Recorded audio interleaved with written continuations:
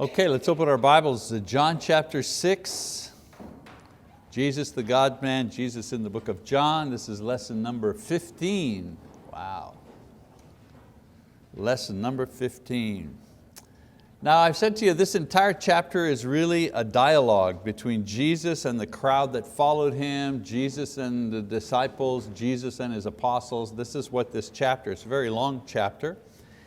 And so far, let's take a look at the sequence of events here of what we've kind of talked about. First of all, it starts with Him performing two miracles. One public miracle, the feeding the 5,000, and the other one, a private miracle where He walks on water in front of His apostles to confirm His claim of divinity. Then the dialogue starts. The crowd asks for more proof. They want a bigger miracle. Not enough, that miracle wasn't good enough. They want a bigger miracle if they're going to really believe and trust in Him. And so in response, Jesus promises righteousness. In other words, acceptance before God and eternal life to those who believe. Never mind getting another miracle. Here's what people who believe now, here's what they're going to receive. And so when He tells them that, then the crowd comes back to Him and they begin to be hostile at His presumption to, they're saying, who are you to offer us eternal life? We know who you are. You're one of us. You're from here. We know your brothers. We know your mother, your sisters. And then Jesus, again, not referring to what they're saying, He declares that the promise of eternal life and righteousness has always been and is now continually offered on the basis of faith. So that's kind of what we've been looking at in our study of this chapter. Now I did explain to you that faith, the essence of faith is accepting as true what God says or what God does or what God is going to do based on the information that He's given us. So if someone says, how do I believe, what is faith? Well, it's believing that something is true, that's faith, based on the evidence given to you. And God gives us evidence. He sets out the evidence. Of course, this means that sometimes we're asked to believe even if we don't understand how God does something or how He's going to do something. Some people say, well, I'll believe if you just give me step A, B, C, D, E, if you really break it down for me. Sometimes that happens, but a lot of times God is saying, hey, how about just believing based on the fact that I'm telling you I'm going to do this.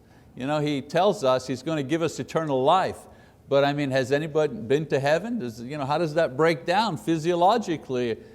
Well, that's one of the things He tells us to believe based on the idea that He's given that promise to us. So Jesus offers them the opportunity to be united to God forever by faith in Him. And He performs two miracles to demonstrate His ability to make those promises. Hey, if I can walk on water, if I can feed 5,000 with just a little bit of bread and a couple of fish, if I can do that, then I can do the other thing as well. So that's the dialogue between Jesus and the crowd. Now we're going to go to the dialogue between Jesus and His disciples, beginning in verse 60. So far He's been talking to the crowd at large. But in the final verses of chapter 6, John will telescope into a tighter scene between Jesus and His closer disciples and the conversation that Jesus has with them concerning the miracles and the reaction of the crowd. So we're going to go to John chapter 6. And so he says in verse 60, therefore many of His disciples, when they heard this, said, this is a difficult statement. Who can listen to it? And so far Jesus' disciples have only been witnesses to what has been taking place between Jesus and the crowds. They're watching Him talk to the crowds. But when Jesus actually claims to give righteousness and eternal life through Himself, they can contain themselves no longer, and they begin to reconsider their positions. Don't forget, this is where He says you have to eat My flesh and drink My blood, or you have no life in you. And now the disciples are going, whoa, wait a minute, maybe this is where we're going to get off.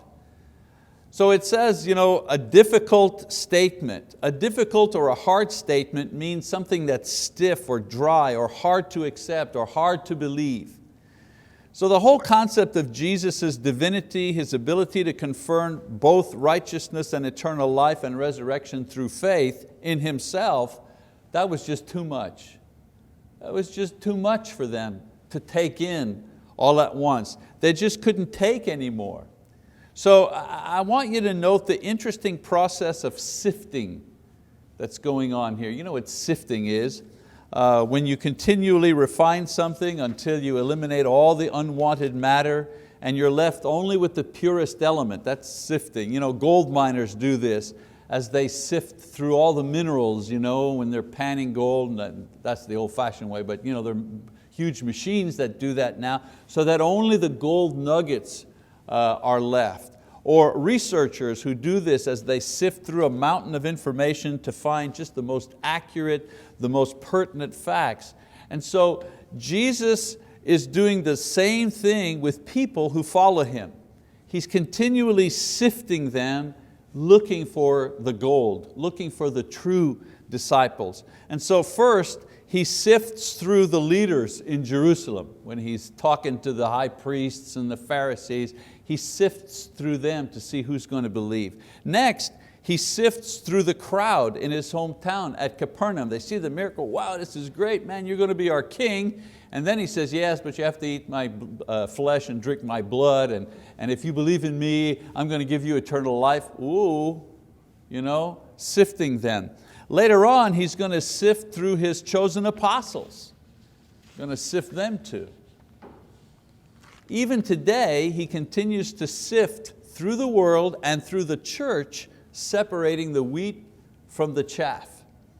So in this we see another recurring cycle, and that is Jesus continually sifting and refining and separating His listeners through the word, through His miracles, and through His ministry. So in the end, Jesus' sifting serves to separate those with faith from those who have no faith, from those who are simply religious hypocrites.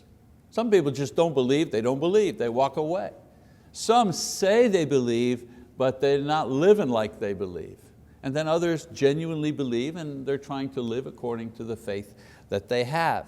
So now we're going to go from the dialogue between Jesus and the crowd to the dialogue between Jesus and His disciples, those who say they believe and are ready to follow Him. So let's read verse 61 and 62. But Jesus, conscious that His disciples grumbled at this, not the crowd now, His disciples, said to them, does this cause you to stumble?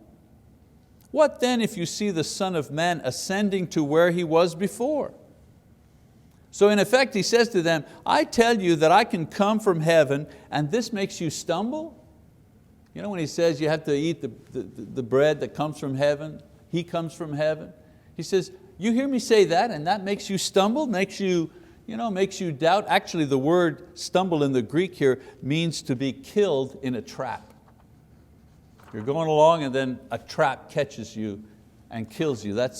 We think stumble means to trip, but in the Greek it was a stronger word. It meant to capture and to kill. So in essence, I say this to you and it traps and kills your faith in me. Of course, this is the sifting process at work. The reason that His statements trap their faith is because their faith is in a man, not in the Son of God. And His statement reveals the shallowness of their faith. They believe the guy, man, this is a great prophet. This guy, are you kidding me? He can create food. He can heal the sick. He can even raise the dead. We surely want this guy as president or as king, or yeah, sure, he's the Messiah. But wait a minute, He's saying He's divine. He's saying He's God. Oof. I don't know about that. I'm not sure about that. You see, their faith is where it's at.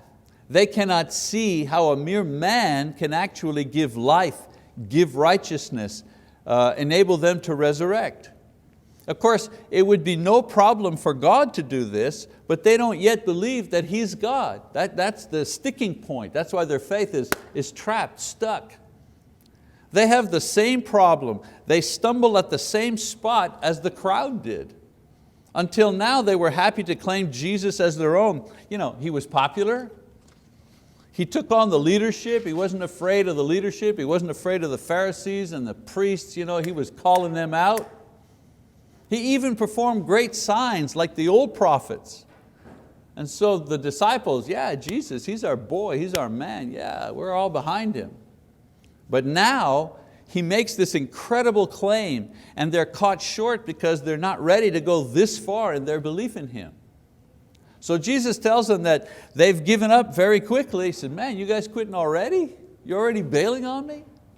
He tells them, what will you do with your unbelief if you see me returning to the place where I said I came from? What are you going to do? I told you I came from heaven. What are you going to do if you see me go back to heaven? What's going to happen then? And of course, we know this, the apostles witnessed that, didn't they? After the resurrection, after the 40 days, so on and so forth, the apostles witnessed Jesus, it says in Acts, going up in heaven. The same way He will come back, He went up through the clouds. And so He's saying to the disciples, in essence, one day you're going to see me go back to heaven where I said I'm from. What are you going to do with your disbelief then? And so in verse 63, He says, it is the Spirit, Jesus says, it is the